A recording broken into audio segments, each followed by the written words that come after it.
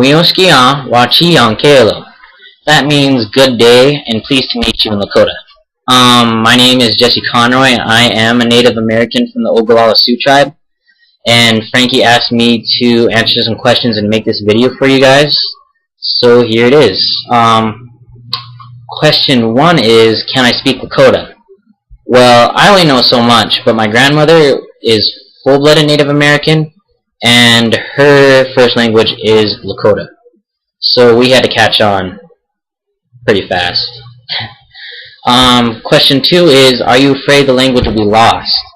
There are people out there that are afraid the language will be lost, but on the reservation we are required to take classes on Lakota before we graduate, so I guess it's alive and well. Question 3 is, what do I remember from my childhood? Well, I don't remember so much, but I was born in the Pine Ridge Reservation, and I did spend a lot of my childhood there before I moved to Rapid City. Question 4 is, what is my opinion on life on the reservation? Well, Pine Ridge Reservation is one of the poorest communities in the United States. But I did grow up there, so I had never noticed until I moved away from Pine Ridge to Rapid City.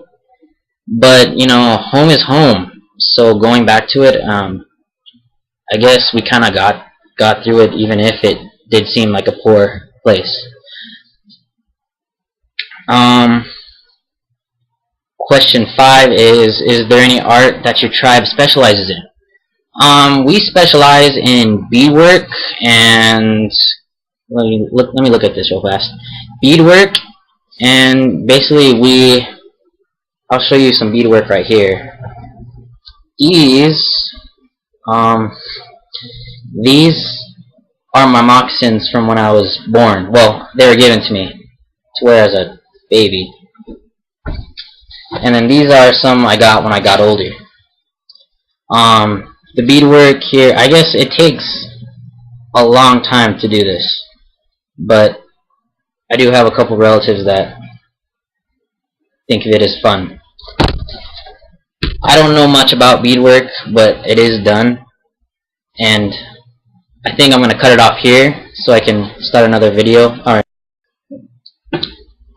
Question 5 is there any artwork that your tribe specializes in?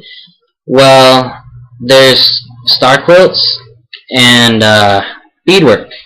I can show you an example of our beadwork. These moccasins. After I was born, I think my aunt made these for me, and I can show you guys, just kind of get this closer.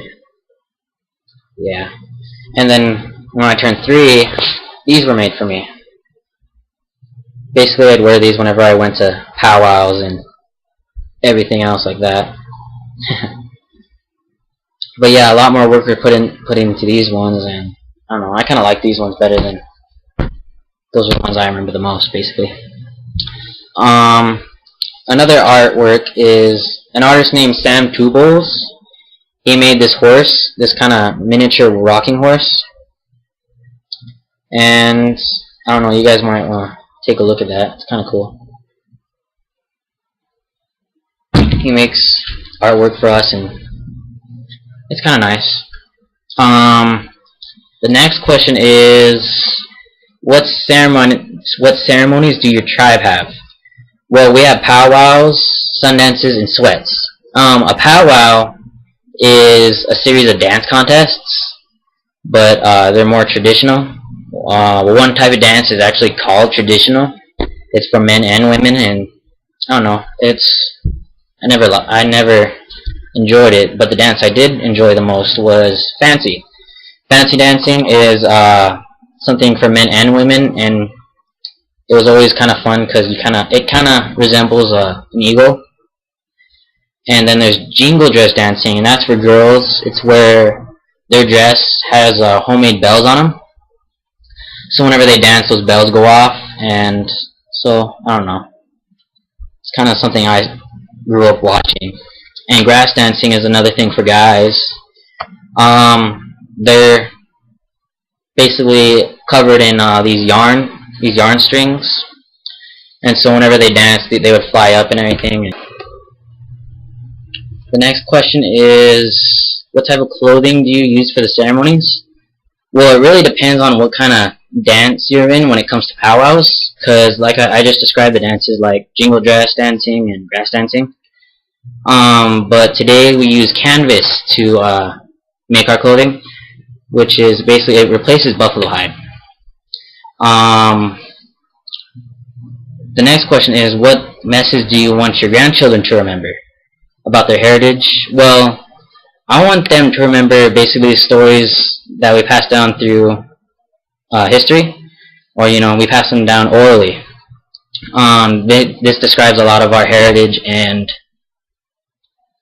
basically our history, Lakota legend, Lakota history. The last question is, do you think that today's youth wants to preserve their culture? Yeah, I mean, we've passed it down this far, and we definitely love to learn it. And so of course we'd love to pass it down and preserve our culture. I mean, we're Native American and basically proud to be Native American. That's kind of my answer to the last question, and I'd like to thank you guys for taking the time to watch this, and have a nice day.